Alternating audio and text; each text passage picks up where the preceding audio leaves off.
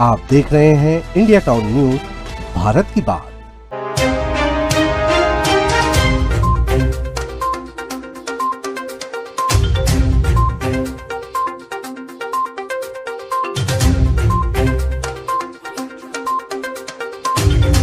नमस्कार, आप देख रहे हैं इंडिया टाउन न्यूज। मैं हूं आपके साथ कमर गौस और स्वागत है आपका हमारे नेशनल बुलेटिन में। खबरों में आगे बढ़ने से पहले नजर डालते हैं आज की सुर्खियों पर।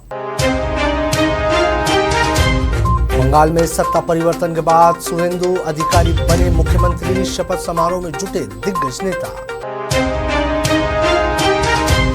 नासिक टीसीएस केस में हुआ बड़ा खुलासा, मुख्य आरोपी निदा खान को लिया हिरासत में, यौन उत्पीड़न और धर्म परिवर्तन के आरोप। तमिलनाडु में सत्ता पर सस्पेंस जारी, बहुमत से 2 विधायक दूर, विजय थलपति का फिर से टला शपथ ग्रहण समारोह। अब खबरें विस्तार से। पश्चिम बंगाल की राजनीति में आज बड़ा राजनीतिक बदलाव देखने को मिला, जहां बीजेपी नेता सुवेंदु अधिकारी ने मुख्यमंत्री पद की शपथ ले ली। कोलकाता के ऐतिहासिक ब्रिगेड परेड ग्राउंड में आयोजित भव्य समारोह में देश की कई बड़ी राजनीतिक हस्तियां मौजूद रही।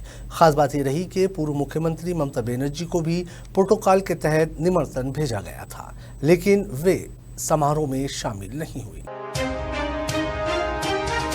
भवानीपुर सीट से बड़ी जीत दर्ज करने वाले बीजेपी नेता सुवेंदु अधिकारी ने आज पश्चिम बंगाल के मुख्यमंत्री पद की शपथ ली। शपथ ग्रहण समारोह कोलकाता के ब्रिगेड परेड ग्राउंड में आयोजित किया गया, जहां भारी संख्या में समर्थक और बीजेपी कार्यकर्ता मौजूद रहे। समारोह में नरेंद्र मोदी, अमित शाह, राजनाथ सिंह, योगी आदित्यनाथ और रेखा गुप्ता समेत कई वरिष्ठ नेता शामिल हुए। वहीं पूर्व मुख्यमंत्री ममता बनर्जी की गैर मौजूदगी ने राजनीतिक चर्चाओं को और तेज कर दिया है। बीजेपी इसे बंगाल में परिवर्तन की नई शुरुआत बता रही है, जबकि विपक्ष आने वाले दिनों में नई रणनीति तैयार करने में जुट गया है। महाराष्ट्र के नासिक में सामने आए चर्चित टीसीएस केस में पुलिस ने बड़ी कार्रवाई करते हुए मुख्य आरोपी निदा खान को हिरासत में ले लिया है। आरोपी पर महिला कर्मचारियों के यौन उत्पीड़न, जबरन धर्म परिवर्तन और धार्मिक भावनाएं आहत करने जैसे गंभीर आरोप लगे हैं। मामले की जांच एसआईटी कर रही है और अब तक 9 एफआईआर दर्ज हो चुकी है। नासिक टीसीएस केस में मुख्य आरोपी निदा खान को गुरुवार रात छत्रपति संभाजीनगर से हिरासत में लिया गया।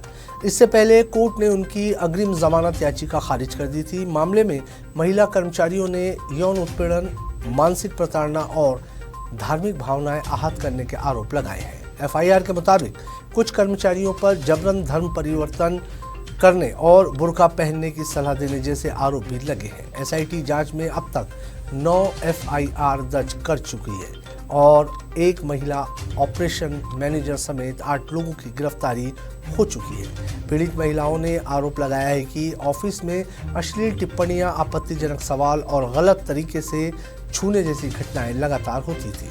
फिलहाल पुलिस डिजिटल और दस्तावेजी सबूतों की जांच कर रही है और मामले में आगे और खुलासों की संभावना जताई जा रही है। तमिलनाडु की राजनीति में सरकार गठन को लेकर सस्पेंस लगातार गहराता जा रहा है।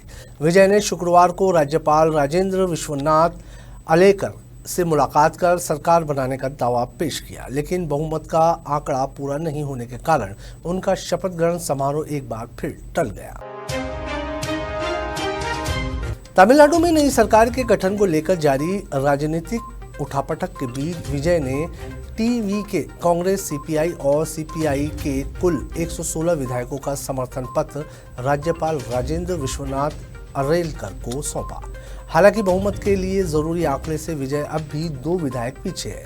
आईयूएमएल और वीसीके के पास 2-2 विधायक है, लेकिन देर रात तक दोनों दलों की ओर से औपचारिक समर्थन पत्र नहीं सौंपा गया। वीसीके प्रमुख ढोल थिरुमालवन ने सार्वजनिक तौर पर समर्थन की बात कही, लेकिन राज्यपाल को आधिकारिक पत्र नहीं भेजा गया। इसी वजह से शनिवार को प्रस्तावित शपथ ग्रहण समारोह रद्द कर दिया गया। इससे पहले भी 6 और 7 मई को विजय सरकार बनाने का दावा पेश कर चुके थे, लेकिन राज्यपाल ने स्पष्ट कर दिया था कि 118 विधायकों का समर्थन दिखाने के बाद ही सरकार गठन की प्रक्रिया आगे बढ़ाई जाएगी।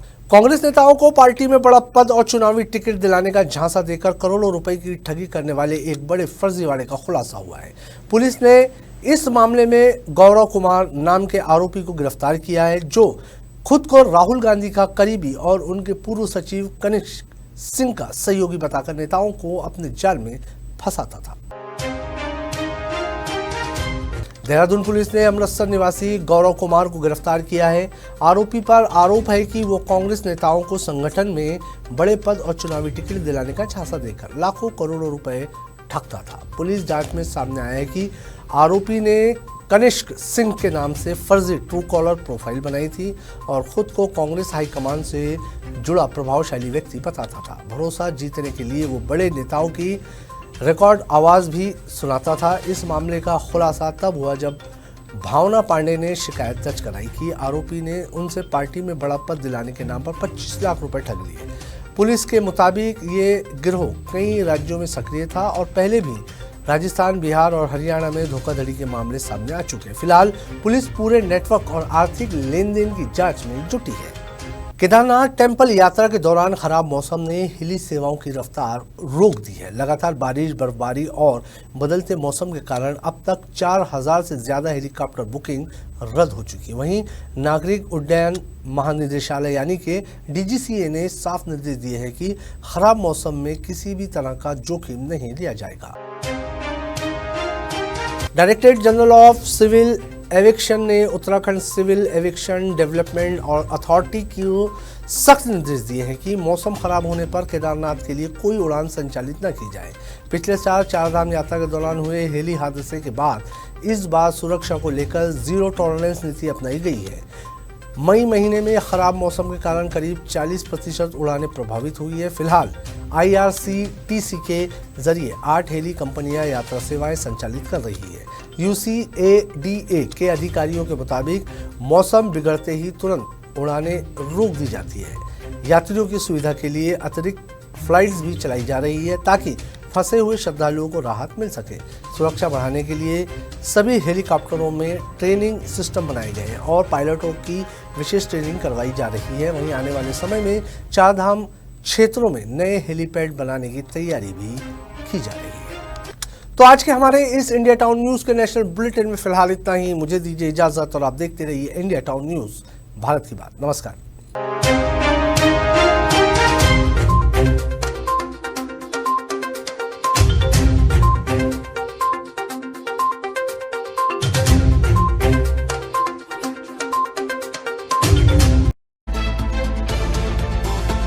आप देख रहे हैं इंडिया टाउन न्यूज, भारत की बात।